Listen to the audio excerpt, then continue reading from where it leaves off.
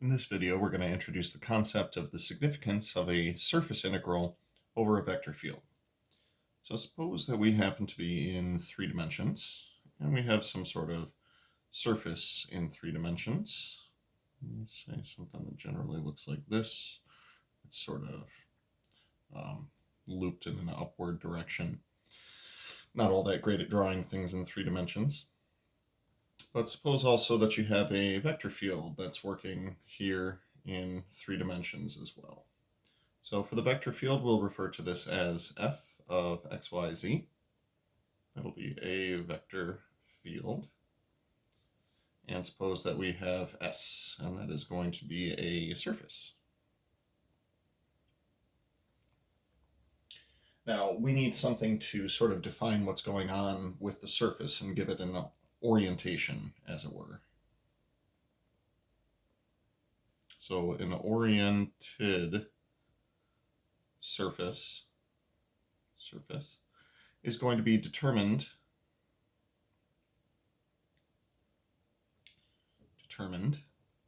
by the normal vector,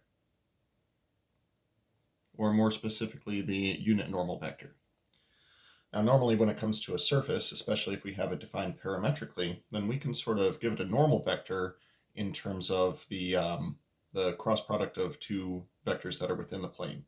Or rather, if a surface has a tangent plane, then we can use the normal vector of the tangent plane to determine the normal vector. So we are going to introduce what is known as the primary unit normal vector. And it is going to assume that your surface is parameterized in terms of two parameters. The primary unit normal vector is going to be defined as the cross product of the derivatives with respect to u and v divided by the magnitude. Now I'm hoping that nothing here is going to be surprising to you.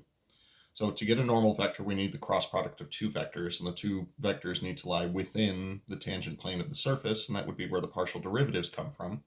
To turn it into a unit vector, we simply divide by its magnitude. So we will define this direction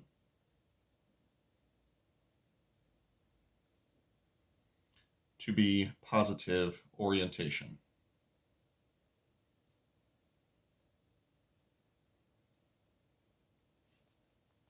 For a surface.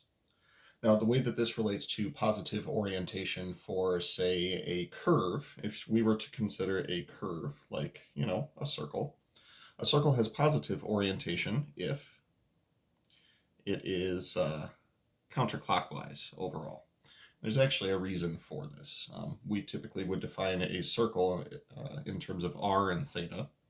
So r would take us in this general direction, and then a change in theta would take us in this general direction. And if we were to consider the cross product of these two vectors, this would be the direction of the partial derivative with respect to r. So let's see. I guess we'll substitute u for that, and we'll say that theta is representative of v. So that would be that direction.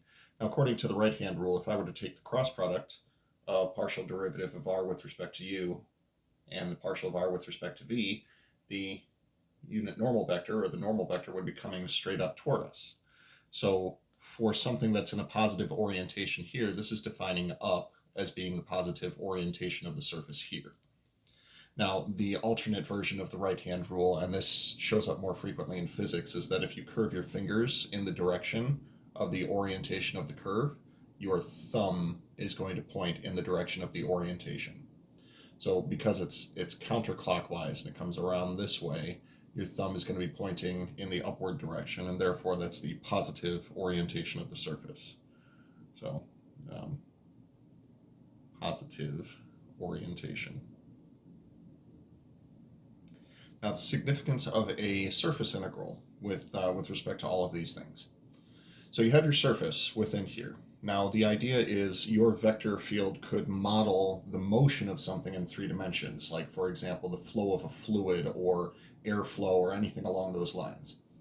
So with that in mind, the amount of fluid that is flowing through the surface, assuming that the fluid can flow through the surface and that the surface is not, a solid object, we could assume it's like a net or something breathable, something like that. And what we've defined there is referred to as the flux. And this is the amount of fluid passing through a surface. The way that you would calculate the flux for something like this is, first off, calculate the unit normal vector for your surface and say that corresponding to that point, there's also going to be a point associated with the vector field. So we'll say that that's F at that point. Now, if they're flowing in the same direction, or excuse me, if they're pointed in generally the same direction, we're going to define that as being a positive flux. Whereas if they are pointing in essentially opposite directions, that'll be negative flux, as opposed to going perpendicular to each other, which would cause a zero flux. You could think of like holding a cup sideways in a rainstorm, and all of the water is perpendicular to the surface that it should pass through to get in there. Well, then there would be no water getting in there. The reason I reference rain right now is because it's raining outside, which is why the video is kind of dark. So with all of those things in mind, the total amount of flux that we're going to get is going to be based on the directions that I just introduced. This is going to be the surface integral over the surface S of F dot N ds. Now, with those things in mind, again, surface integral of the dot product of these two things, what this means is the higher the magnitudes of the vectors, the more flux you're going to see. Again, relating that to the rainstorm that's currently happening outside my side window here, the harder the rain, the wetter somebody's going to get as they're in there. Now, with these things in mind, we also have some alternate definitions of these things. So N was defined as, excuse me, that shouldn't have a magnitude on it, the cross product divided by the magnitude of the cross product. And if you'll recall from our previous sections, ds was defined as the magnitude of the cross product of these partial derivatives, since that related to the surface area of each of these, so magnitude of a cross product. If we make these substitutions, then you'll notice that n times ds is simply going to wind up being equal to partial derivative of r with respect to u cross partial derivative of r with respect to v times dA. Now, making that substitution in over here, this would give us the surface integral over the surface S. Oh, actually, no, we would make a substitution, since we're putting this in terms of dA, by parameterizing the surface. This would be the dot product of F with the cross product of the partial derivatives of r with respect to u and v, dA. And this is where all of the ordered pairs uv would be elements of whatever that d happens to be. So regardless of whether it's r's and thetas or rho's and phi's or something along those lines, this is the way that we can turn the surface integral in a vector field into something that we can actually get out of this. Now, with that in mind, the expression that we see here as part of the integrand, we have a little shortcut for how we get to that. Normally, I would just say do what's in the parentheses first, and then do what's outside of that. So let's assume for a moment that f has component functions p, q, and r. We'll assume that r of u and v is x, y, and z. Then, when we take the dot product of f with the cross product of these partial derivatives of r with respect to u and v, you can actually just set that up as one single determinant. You don't have to do a cross product and then a dot product. This was referred to as the scalar triple product.